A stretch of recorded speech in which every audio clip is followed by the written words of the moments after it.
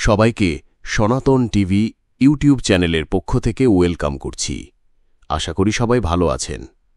পূর্ববর্তী পর্বে আমরা পৌঁছেছিলাম ভাগীরথের গঙ্গা অবতরণের গল্প পর্যন্ত। আজ শুরু করছি সেই গৌরবময় সূর্যবংশের পরবর্তী অধ্যায়, যেখানে একে একে জন্মগ্রহণ করেন রঘু, অজ, দশরথ, আর তাঁদের বংশেই পরে জন্মগ্রহণ করেন ভগবান শ্রীরাম। ভগীরথের পর তার পুত্র ককুৎস্থ রাজা হন। এই ককুৎস্থ ছিলেন প্রতাপশালী, ধর্মপরায়ণ এবং কৌশল রাজ্যের অটুট শাসক। তারপর তার পুত্র রঘু সিংহাসনে বসেন। এই মহারাজ রঘু ছিলেন এমন এক রাজা যার নামে সূর্যবংশ পরিচিত হয় রঘুবংশ নামে। রঘুর রাজত্বে প্রজারা ছিল নিরাপদ, শান্তিতে। রাজা সর্বদা প্রজা হিতার্থের চিন্তা করতেন। তিনি ছিলেন প্রকৃত অর্থে প্রজার রক্ষক। রঘুর পরে রাজা হন কলমাসুপাদ। কলমাসুপাদ রাজার নিয়ে এক সুবিস্তৃত কাহিনী রয়েছে। তার জীবনও রহস্যে ভরা। এক ব্রাহ্মণের অভিশাপে তিনি রাক্ষসে রূপান্তরিত হন। বহু কষ্ট, বহু সাধনার পর মহর্ষি বশিষ্ঠের আশীর্বাদে অভিশাপ থেকে মুক্তি পান এবং আবার রাজ্য শাসনে ফিরে আসেন। কলমাসুপাদের পুত্র শঙ্খন, তারপর রাজা সুদর্শন। সুদর্শনের রাজ্যত্বকাল শেষে সুদর্শন পুত্র অগ্নিবর্ণ হলেন রঘুবংশের পরবর্তী রাজা। এরপর একে একে আসেন শীঘ্রগ, মরু, প্রসূশক, যারা সবাই রঘুকুলের ঐতিহ্য ধরে রেখেছিলেন। এরপর মহারাজ প্রসূশকের পর তার পুত্র অম্বরীশ রাজা হলেন। এই মহারাজা অম্বরীশও একজন বিষ্ণু ভক্ত রাজা ছিলেন। একদা দুর্বাসা মহর্ষি অম্বরীশকে ক্রোধবশত মারার চেষ্টা করলে ভগবান বিষ্ণু চক্র দিয়ে দুর্বাসার দর্প চূর্ণ করেন এবং পরে মহর্ষি দুর্বাসা মহারাজ অম্বরীশের নিকট ক্ষমা ভিক্ষা করে জীবন রক্ষা করেন। শোনা যায় বিষ্ণুদেব একবার অম্বরীশকে নিজের সুদর্শন চক্র দান করেছিলেন। অম্বরীশের পর তার পুত্র নহুষ রাজা হন। নহুষের পরে রাজা হন যজাতি এবং তারপর নাভাগ, যারা রঘুবংশের মহিমা ধরে রাখেন দুঃখ শাসন ও যুদ্ধ দুঃখতার মাধ্যমে।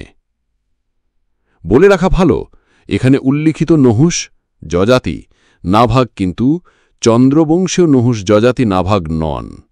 নাম একই, কিন্তু ব্যক্তি আলাদা। নাভাগের পুত্র ছিলেন অজ, একজন বীর, দক্ষ ও বিচক্ষণ শাসক। এনার অসম্ভব প্রতিভা এবং যুদ্ধকৌশলের দ্বারা তৎকালীন অসংখ্য রাজ্যকে নিজের অধীনস্থ করে রাজ্য সীমা বিস্তৃত করেন, রাজ্যের সম্পদ বৃদ্ধি করেন। এই রাজার নাম অনুযায়ী কৌশল রাজ্যের আরেক নাম দেওয়া হয়েছিল অযোধ্যা নগরী। এই অজরাজাই ছিলেন মহারাজ দশরথের পিতা। যাই হোক, অজরাজার পুত্ররূপে জন্মগ্রহণ করেন মহারাজ দশরথ, একজন বলবান, গম্ভীর এবং ধর্মপরায়ণ রাজা। বহু পূর্বে এ বংশের রাজা অম্বরীশ বিষ্ণুদেবের অংশে পুত্র কামনা করেছিলেন। তাই মহারাজ দশরথের স্ত্রী রানী কৌশল্যার গর্ভে ভগবান বিষ্ণু শ্রীরামচন্দ্র রূপে জন্মগ্রহণ করলেন। শ্রীরাম, যিনি ছিলেন রঘুকুলতিলক, একজন আদর্শ রাজপুত্র, আদর্শ পুত্র এবং শেষ পর্যন্ত একজন আদর্শ রাজা। মহারাজ দশরথের পর তার আরেক পুত্র ভরত রাজা হলেন, কারণ রাম সস্ত্রীক 14 বছরের বনবাসে গিয়েছিলেন। সেখানে রাবণ সীতা হরণ করলে রাম লক্ষ্মণ, বানররাজ, সুগ্রীব তথা তার সেনা, হনুমান, জাম্ববান প্রমুখ যোদ্ধাদের সহযোগিতায় লঙ্কায় গিয়ে রাবণ বধ করে সীতাকে উদ্ধার করে অযোধ্যায় ফিরে এলেন। এরপর রাম রাজা হলেন। শ্রীরামের রাজত্বের পর তার পুত্ররা রাজত্ব গ্রহণ করেন। রঘুকুলের এই অনন্য ইতিহাস শুধু এক বংশের গৌরব নয়, এটা ভারতীয় তথা সনাতন সভ্যতার মেরুদণ্ড, যেখানে ধর্ম, ত্যাগ ও শাসনের এক অভূতপূর্ব চেতনা লুকিয়ে আছে। এই হল রঘুবংশ, এই হল শ্রীরামের সূর্যবংশ। তবে এই বংশের এখানেই শেষ নয়।